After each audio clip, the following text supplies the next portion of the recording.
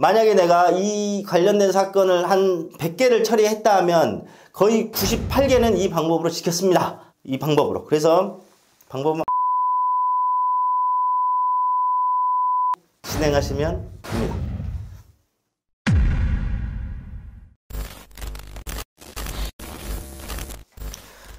네.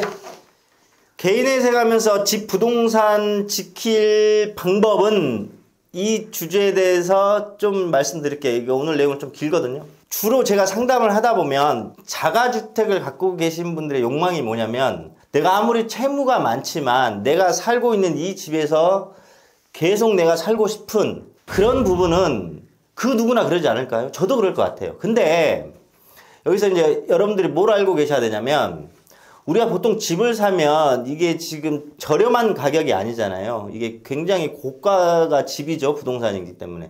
그러니까 대부분 은행에서 담보대출을 받는단 말이에요. 담보대출. 담보대출을 받기 때문에 문제가 발생합니다. 그 문제가 뭐냐면 개인회생 진행을 하시더라도 일반 채권이 있고 별재부 채권이라는 게 있어요. 별재부는 뭐냐면 어떤 채권자가 내 재산에 대해서 담보 설정을 했어요. 아까 말씀드린 집을 살 때 근저당권을 설정했단 말이에요. 그러면 이 채권자는 보통 은행이 되겠죠.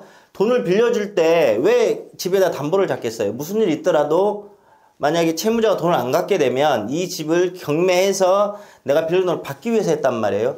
근데 법에서 그런 채권자의 근저당권자가 강제경매를 할 수 있는 이 권리까지 상실시킬 수는 없어요.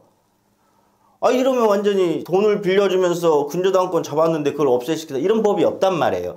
해서 이 별채권은 다 갚아야 됩니다. 만만치가 않습니다. 내가 집을 지키고 싶어도 집을 지키시려면 다 갚아야 돼요. 부부라고 예를 들어볼게요. 남자가 개인회생을 들어가서 최저생계비로 생활을 한다 하더라도 아내분이 경제활동해서 그 원리금 납입하면서 집 지킬 수 있단 말이에요. 근데 뭐가 문제되냐면 개인회생을 할 때 개인회생 신청서를 들어가면서 금지명령을 같이 들어가거든요. 근데 금지명령이 뭐냐면 채권자들한테 채무자한테 채권 추심을 하지 말라는 법원의 명령장이에요. 그러면 당연히 은행은 어떤 현상이 벌어지냐. 근저당권자인 은행도 이 채무자한테 원리금을 안 받아버립니다. 그 계좌 막아버려요. 왜? 법원에서 채권 추심하지 말라니까.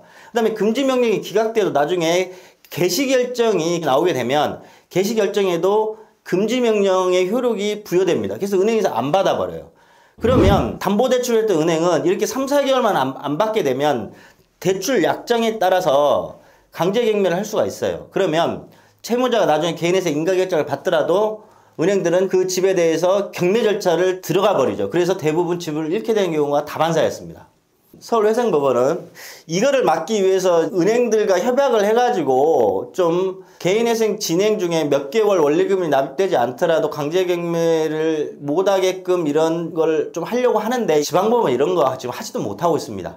한데 그러면 집 지키고 싶잖아요. 그래서 제가 오늘 크게 3가지 방법에 대해서 설명을 드리겠습니다. 그리고 저희 사무실에서 이 3가지 방법으로 지금까지 많은 것들을 해왔지만 거의 다 집을 지켰습니다. 아직까지 실패하진 않았거든요. 물론 이제 이것 때문에 많이 이제 어려움이 있긴 했지만, 자, 그 중에 첫 번째 방법입니다. 개인회생을 진행하시기 전에 내 자가집을 처분하셔가지고 월세로 가는 방법이 있어요. 월세로 가게 되면 일부 임차보증금에 대해서는 면제 재산에 대해서 개인회생에 유리하긴 한데 실제 집 매매라는 게 그게 쉽지가 않잖아요. 집 매매라는 게 내가 뭐 당장 내놨다고 누가 나타나거나 그러지도 않고 요새 경기가 하도 안 좋으니까 매매 자체가 잘 이루어지지도 않기 때문에 이건 어려우나 가능하면 그렇게 하시면 좋고 이겨내셔야 돼요. 두 번째, 개인회생 신청 직전에 은행과 협의를 하셔야 돼요. 주로 제1금융권은 그걸 안 해주는데 2금융권하고 3금융권은 그렇게 해준 데가 있어요. 신협, 새마을금고 이런 데서는. 어떻게 협의를 하시냐면 미리 나 개인회생 할 거다. 그러면 몇 개월 동안 내가 원리금 납부가 안 되니 미리 그럼 그 원리금을 다 납부해 놓고 개인회생을 진행하라는 곳도 있습니다. 대출 담당자랑 협의를 해서. 이런 경우도 있고. 두 번째, 은행과 협의를 하면서 개인회생 금지명령이나 개시결정 이후에 인가결정까지 몇 개월간의 밀린 원리금을 인가 후 바로 다 납입하시면 경매 안 들어오겠습니다. 이렇게 해준 데도 있어요. 근데 제1금융권은 거의 안 그렇고 2금융권이나 3금융권은 그렇게 해주거든요.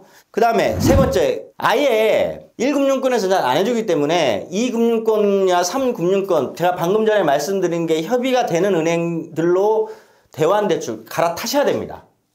이렇게 해서 지키는 방법이 있어요. 근데 이것도 대부분 이런 부분들에서 많이 이루어집니다. 근데 이제 문제는 은행과 협의도 안 돼. 집도 안 팔려. 근데 담보권자가 제1금융권이야. 그래서 개인회생은 들어가야 돼. 이때가 문제죠. 이때 해결할 수 있는 방법은 있습니다. 있는데 영상에서는 제가 안 밝혀드립니다. 이건 우리 사무실의 노하우고 제가 이걸 알아내기 위해서 굉장히 오랜 시간 동안 연구한 결과 이렇게 했더니 경매를 못 들어오게 하면서 개인회생을 진행했습니다. 만약에 내가 이 관련된 사건을 한 100개를 처리했다 하면 거의 98개는 이 방법으로 지켰습니다. 이 방법으로. 그래서 방법은 안 가르쳐드리고 궁금하시면 저희 사무실에서 상담하시고 진행하시면 됩니다.